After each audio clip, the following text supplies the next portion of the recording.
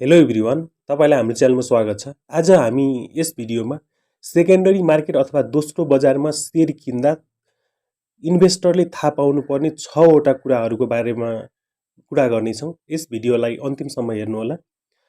तपाईले secondary market अथवा दोस्रो बजारमा लगानी गर्नुभन्दा अगाडि कुनै पनि कम्पनीको शेयर किन्नुभन्दा अगाडि तपाईले 6 वटा कुराहरूको बारेमा थाहा पाउनुपर्छ र त्यस कम्पनीको 6 वटा कुराहरूको बारेमा एउटा कम्पनीको ट्र्याक रेकर्ड कस्तो छ, कम्पनीले जालझेल गरिरहेको छ कि त्यसको पास्ट रेकर्डहरूलाई हेर्न सक्नुहुन्छ। जस्तो अहिले भर्खरै आएको यो घोराई सिमेन्टमा धेरै कन्ट्रोभर्सीहरू आइरहेको छ। इक्रा नेपाल, केयर रेटिङ नेपालले रेटिङ राम्रो गरेको छैन, त्यसै गरी फाइनेन्सियल कन्डिसन कम्पनीको राम्रो छैन भनेर विभिन्न कन्ट्रोभर्सीहरू पनि आयो। धितोपत्र बोर्डले कम्पनीको आइपिओ स्थगित पनि गर्यो र जाँचबुझ समिति पनि गठन गर्यो र जाँचबुझ समितिको रिपोर्टपछि फेरि आइपिओको प्रक्रिया फेरि अगाडि बढायो। त्यसैले तपाईले सबैभन्दा पहिला हेर्नुपर्ने तपाई कुन कम्पनी किन्दै हुनुहुन्छ त्यस कम्पनीको ट्र्याक रेकर्ड थाहा पाउनुपर्ने हुन्छ। यो ट्र्याक रेकर्ड कसरी थाहा पाउन सक्नुहुन्छ भने यदि तपाईलाई थाहा छैन भने तपाई गुगलमा गएर मानौँ तपाईले एबीसी कम्पनी किन्दै हुनुहुन्छ भने एबीसी कम्पनी ट्र्याक रेकर्ड अथवा fraud ABC company fraud history हान्नुभयो भने तपाईले त्यहाँ कम्पनीले विगतका वर्षहरूमा जालझेल गरेको छ अथवा इन्भेस्टरहरूलाई ठगेको छ, कम्पनी कस्तो छ, कम्पनीको विगतको रेकर्ड कस्तो छ भनेर तपाईँ हेर्न सक्नुहुन्छ। र अर्को कुरा भनेको म्यानेजमेन्ट ट्र्याक रेकर्ड राम्रो हुनुपर्छ। म्यानेजमेन्ट ट्र्याक रेकर्ड भनेको कम्पनी सञ्चालन गर्ने मान्छेको नियत राम्रो हुनुपर्छ। यो कसरी थाहा पाउन सकिन्छ भने तपाईँ एउटा नबिल ब्याङ्कलाई लिन सक्नुहुन्छ। नबिल ब्याङ्क फन्डामेन्टल्ली मिडियम छ, फन्डामेन्टल की रेसियोलाई हेर्दा मिडियम छ, तर नबिल ब्याङ्कको म्यानेजमेन्ट चाहिँ एकदमै राम्रो छ। त्यसैले नबिल ब्याङ्कले ब्याङ्किङ सेक्टरको लिड गरिरहेको छ। तर नबिल ब्याङ्कभन्दा फन्डामेन्टल्ली की रेसियो राम्रो भएको त ग्लोबल आइएमई ब्याङ्क नै फन्डामेन्टली की रेसियो राम्रो छ। तर ग्लोबल आइएमईले किन लिड गरेको छैन भने किनकि त्यहाँको म्यानेजमेन्ट स्ट्रङ छैन, म्यानेजमेन्ट राम्रो छैन।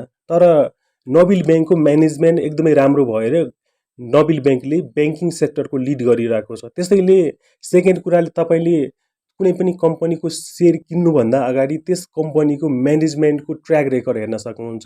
तपाईँ यसलाई पनि गुगलमा गएर मानौँ एबीसी कम्पनीको शेयर किन्दै हुनुहुन्छ भने ABC company management track record भनेर हान्नुभयो भने तपाईले त्यहाँ म्यानेजमेन्टले विगतका वर्षहरूमा के कस्ता रेकर्डहरू छन्, कम्पनीको म्यानेजमेन्टले जालझेल गरेको छ कि भन्ने कुरा सबै भेटाउन सक्नुहुन्छ।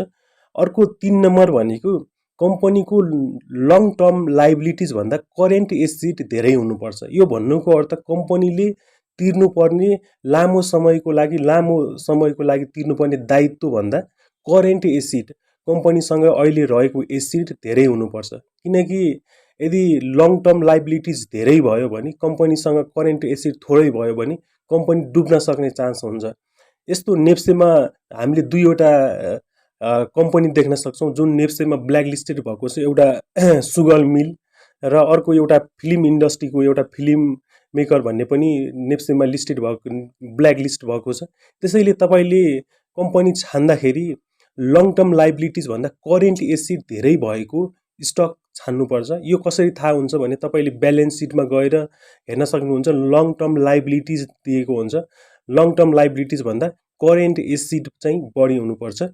र अर्को 4 नम्बर भनेको कम्पनीले कन्टिन्युसली लगातार रूपमा प्रॉफिट कमाइरहेको हुनुपर्छ र सेल पनि बढिरहेको हुनुपर्छ। प्रॉफिट मात्र यदि सेल मात्र बढिरहेको छ तर प्रॉफिट बढेको छैन भने त्यो कम्पनी राम्रो मानिँदैन। यदि सेलको तुलनामा प्रॉफिट पनि बढिरहेको हुनुपर्छ। र अर्को 5 नम्बरमा कस्टमर सेटिस्फिकेसन कस्तो छ। हामी कुनै पनि तपाईँ यदि मानौँ नबिल ब्याङ्कमा खाता खोल्न जानुभयो भने त्यसको सर्भिस तपाईलाई कस्तो लाग्छ, तपाईँ कस्टमर त्यसको सर्भिससँग तपाईँ खुसी हुनुहुन्छ अथवा तपाईलाई लाग्छ सुझावहरू यो कम्पनीमा यो कुराहरूको सुधार गर्नुपर्छ भन्ने जस्तो लाग्छ। त्यसैले कस्टमर सेटिस्फिकेसन कुरा मेन हुन्छ। र नबिल ब्याङ्कले लिड गरिरहनुको अर्को कारण पनि कस्टमर सेटिस्फिकेसनको कारणले गर्दा पनि अर्को मेन कारण हो। र अर्को कुरा भनेको डिभिडेन्ड हिस्ट्री। डिभिडेन्ड हिस्ट्री कम्पनीको डिभिडेन्ड हिस्ट्री कस्तो छ भनेर तपाईँले चेक गर्नुपर्छ कुनै पनि कम्पनी किन्नुभन्दा अगाडि। किनभने सेयरको प्राइस भोलि बढ्छ अथवा घट्छ भनेर त्यो कसैलाई थाहा हुँदैन। त्यो सेयरको प्राइस बढ्ने अथवा घट्ने विभिन्न फ्याक्टरहरू हुन्छन्। डिमान्ड सप्लाई हुन्छ, त्यसपछि इन्ट्रेस्ट रेट हुन्छ, त्यसपछि अरू धेरै फ्याक्टरहरू हुन्छन् र ती फ्याक्टरहरूमध्ये हामी ती फ्याक्टरहरूलाई धेरैलाई मूल्याङ्कन गर्न सक्दैनौँ। त्यसैले हामीले यदि लङ टर्ममा इन्भेस्टमेन्ट गरिरहेका छौँ भने हामीलाई फिक्स रिटर्न चाहिन्छ। त्यो भनेको डिभिडेन्डको रूपमा प्राप्त हुन्छ, चाहे बोनस सेयर होस् अथवा क्यास डिभिडेन्डको रूपमा होस्। कम्पनीले लगातार डिभिडेन्ड दिइरहेको हुनुपर्छ। तपाईँले वारेन बफेटको नाम सुन्नुभएको छ होला। वारेन बफेट जसले सेयर मार्केटबाट बिलियन डलर कमाए, उनको बुकमा लेखिएको छ डिभिडेन्ड कम्पनीले तपाईँ यस्तो कम्पनी छान्नुहोस् जसले लगातार रूपमा 10 वर्षदेखि डिभिडेन्ड दिइरहेको छ, लगातार रूपमा डिभिडेन्ड दिइरहेको छ। त्यस्तो कम्पनी तपाईँले छान्दाखेरि तपाईँलाई लङ टर्म इन्भेस्टमेन्टको लागि फाइदाजनक हुन्छ।